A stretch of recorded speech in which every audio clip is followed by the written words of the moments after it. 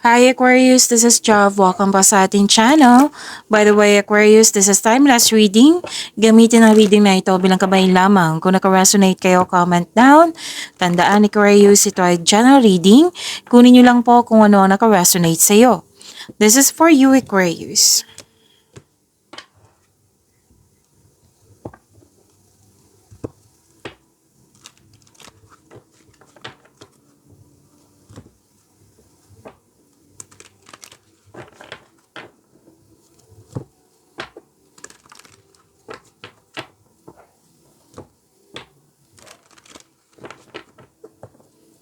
Para po ito sa iyo Aquarius.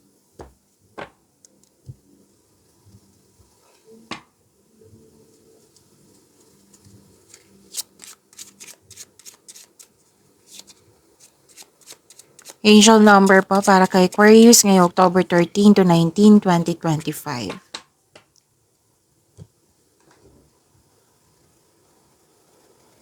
Angel number 123. Sabi po dito, vision. Your path will not look identical to anyone else. That is what makes you unique. Remember that as you stay, the path that feels connected, the path will continue to lead you to alignment. Let your vision be as different as you are. To attract more blessings, let us say the power affirmation. Let us say, my path is mine and mine alone. When I follow my path, alignment comes naturally. Again, my path is mine and mine alone. When I follow my path, alignment comes naturally. So this is angel number 123. Angel number 123.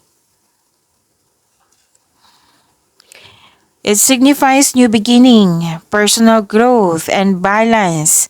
Aquarius. Okay, so this is sabi po dito na what to do when you see angel number 123. Embrace the message of progress and balance. Next is focus kayo sa personal growth and creativity. Make yourself busy. Next, trust your intuition and the guidance you are receiving. Okay, trust the process then. Trust that your angels are guiding you and that the divine timing is at play. Tinutulungan ka ng universe. Okay, so habaan niyo po yung pasensya niyo at always na makinig sa inyong intuition. And positive mindset, kailangan po ito. Oo, kasi new beginning eh.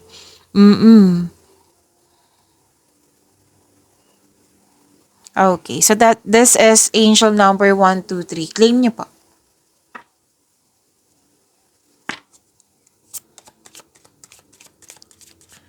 Maraming salamat po sa inyong patuloy na suporta, sa mga nag-donate, sa mga hindi nag-skip ng ads. Maraming salamat po. Sa mga hindi pa nag-subscribe, subscribe na po kayo at click bell notification para malaman nyo na may bago tayong video. Para sa mga gustong magpa-reading, comment po kayo ng personal reading. Again, comment kayo ng personal reading and check my reply sa comment section.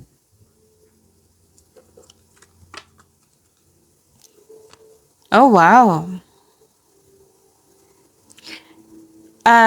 Aquarius, you have the power, authority, and protection. Nagkaroon ka ng strength dito. May kausap ka dito na mother figure. May nag-uusap din tungkol sa malaking negosyo, career and finances, at nagkaroon ng positive outcome, success po. At kitang-kita ko yung joy and happiness mo dito. You deserve this. Aquarius, claim nyo po, you deserve this.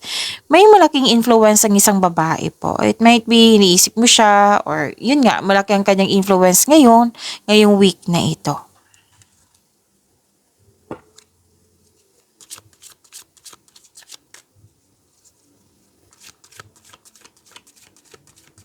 Energy po ni Aquarius.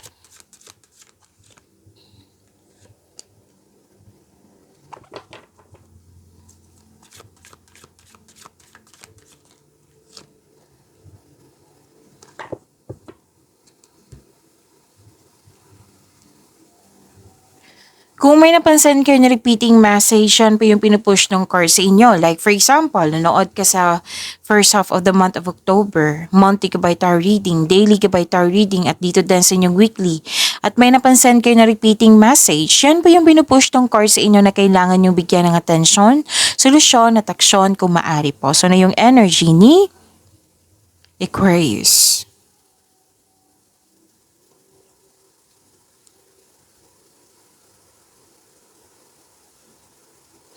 Okay, so this is fast action. Kasi may dumating na opportunity sa iyo, bibigyan mo siya ng agarang aksyon.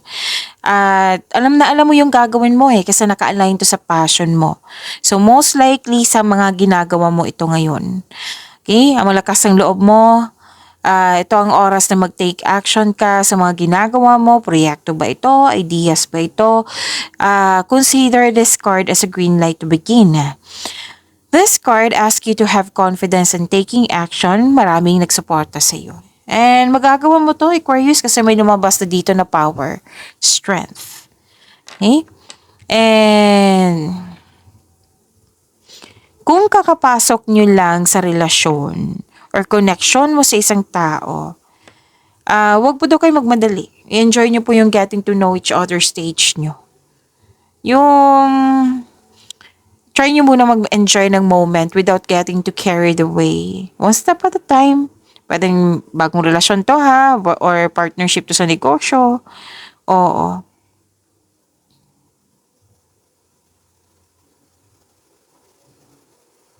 Okay, so mabilis umunlad ang iyong mga ginagawa. Lalo na yung negosyo mo. Lumabas dito.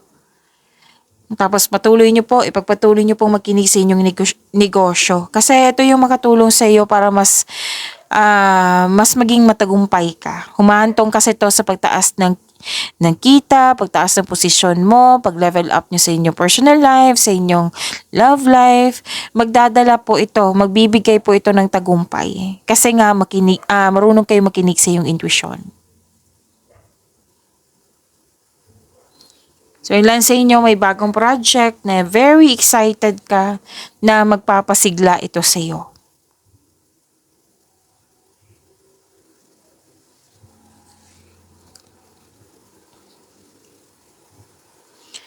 So this is wealth, family, and inheritance. May natapos kayo dito gawain.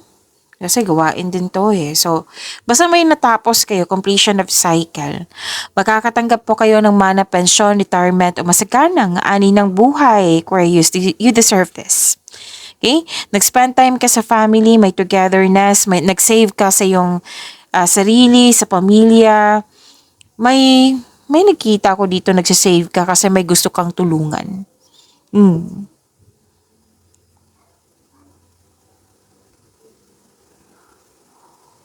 Okay, may ipakilala ka dito or kayo ang ipakilala sa grupo ng tao.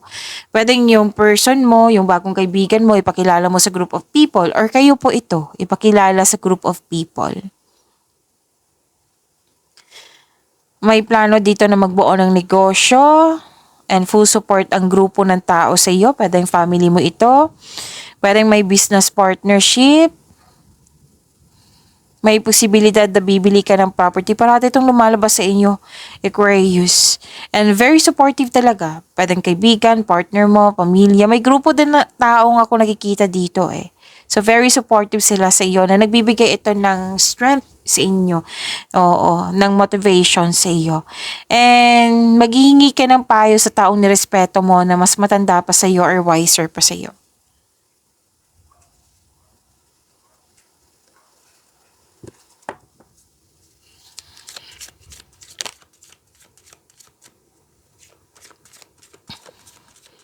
Career and money po ni Aquarius.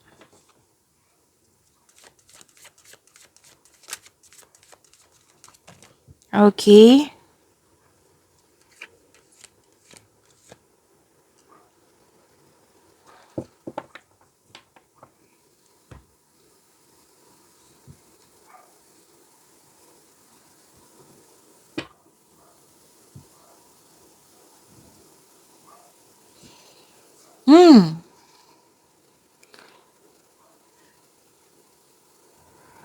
Okay.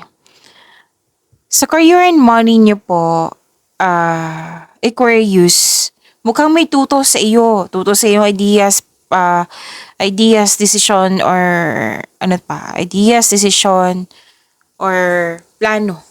Basta may tutol ako nakikita dito or trip niya lang. Oo. Kasi, okay. Pero masusunod, kasi may lumabas dito na energy na masusunod yung gusto mo.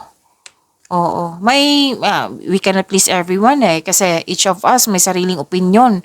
Pananaw, di ba? So, it might be naintindihan mo rin to. Pero hindi, nakikita ko talaga nasaktan ka sa ginawa niya or sa mga sinasabi niya. Oo. Basta may against dito.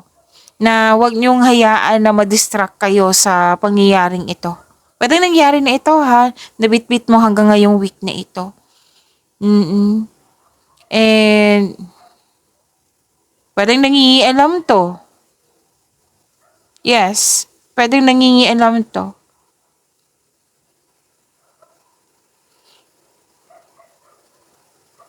Okay, so magtiwala sa inyong galing at talino.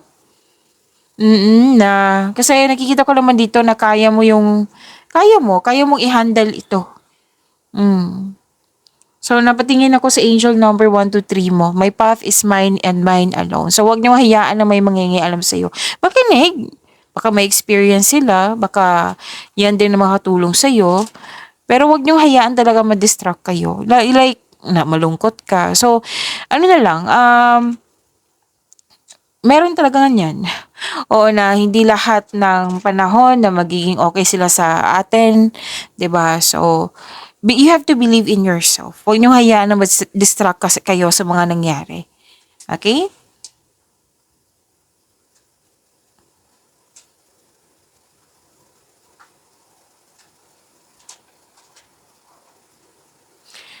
Okay. Gusto mo ng pagbabago, Aquarius. Like, it might be na, hindi siya it might be, you want more. It might be this is about growth. Or di kaya gusto mong mag-change career. Kasi may ano dito na hindi mo na gustong magstay sa isang situation. May ganap na ganyan. May ganap na ganyan na iniisip mo. Or di kaya kung wala yan, pwede din na may alok sa'yo. Oo, may alok sa'yo na posisyon, pwede. Basta may alok sa'yo na pinag-isipan mo ng mabuti. Okay? Na kasi guarded ka na, ayaw mo magkamali, ayaw mo magkaroon ng negative outcome, ayaw mo magkamali sa gagawin mong desisyon. Okay? And this card tells you na humingi kayo ng guide kay God para mapalaya mo yung sarili mo. Kasi may nakita kong fear dito doubt, hesitation. So, iwasan nyo sana to kung pwede po. Ang sabi kasi ng card dito, kayo lang po ang makakawala dyan. Kasi para kang makakulong sa iyong emotion or sa iyong isipan na kayo lang po ang makakawala dyan. Basta may willingness lang po. Make change, sabi ng card.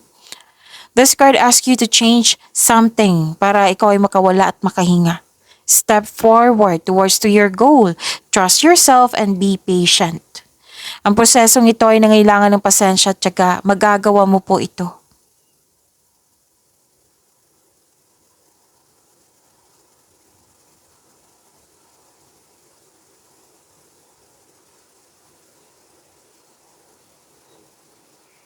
Oh. So may negotiation dito for a raise ng allowance, sweldo or kontrata, yes, magkakaroon po ng successful agreement. Any kind of negotiation na naka-align sa inyong career and money, magkakaroon po ng successful agreement. Claim niyo po. Challenges may arise in your career pero temporary lang po ito. May ganap nga na pinagtanggol mo yung kasamahan mo laban sa iba. So wag po daw kayo mag-focus sa problema kasi magdudulot ito ng pagtigil. Ang sinabi kasi ng card dito, you have to move forward, make change. Harapin ito ng buong tapang.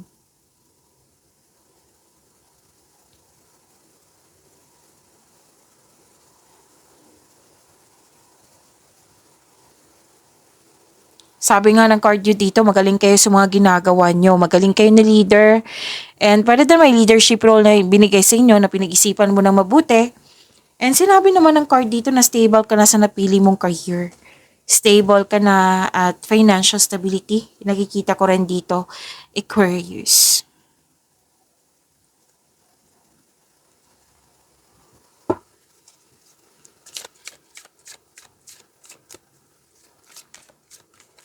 Love life, self-love, partnership, and romance ni Aquarius ngayong October 13 to 19, 2025.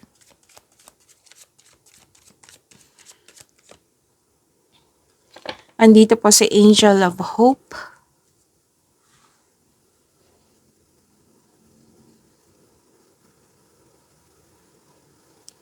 Oh, makakatanggap kayo ng good news, oh. Pwede na nag-healthy living kayo.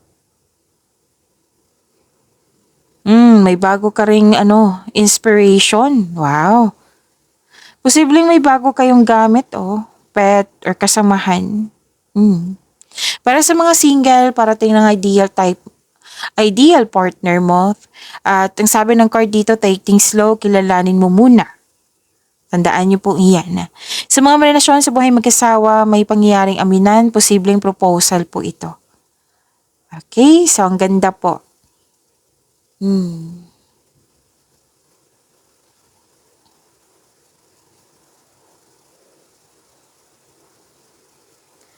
Nakita ko dito, nagkaroon po ng hope and healing.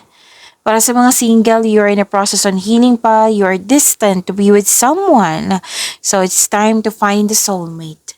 Para sa mga relasyon sa buhay mag-asawa, the couple felt calm and harmonious sa inyong connection, sa inyong relasyon po. You're healing from the past and feeling hopeful for the future. May pag-asa kang madama, maging positibo at gumawa ng paraan. So this card offers hope and guidance. Kung nahihirapan ka ngayon, have faith that your luck is about to change for the better. All your dreams are coming true. Card mo nga ito, Aquarius. Lagi na yan lumalabas sa iyo yung mensahe na ito. Natandaan ko talaga to kahit hindi ako Aquarius na all your dreams are coming true. Magtiwala na maabot mo yung gusto mo sa buhay. Wow.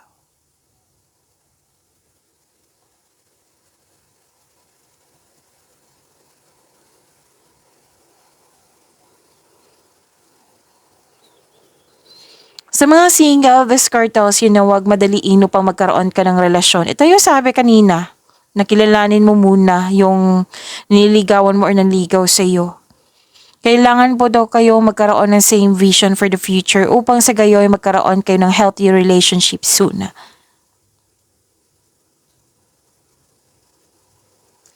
Sa mga relasyon sa buhay mag-asawa, parang nag-rush kayo dito. You are moving fast in this relationship. Make it sure na magkaroon ka na ang couple, magkaroon ng vision for the future, mag-create kayo ng solid foundation, mag-establish kayo ng kahit anong plano para sa inyong pag next level.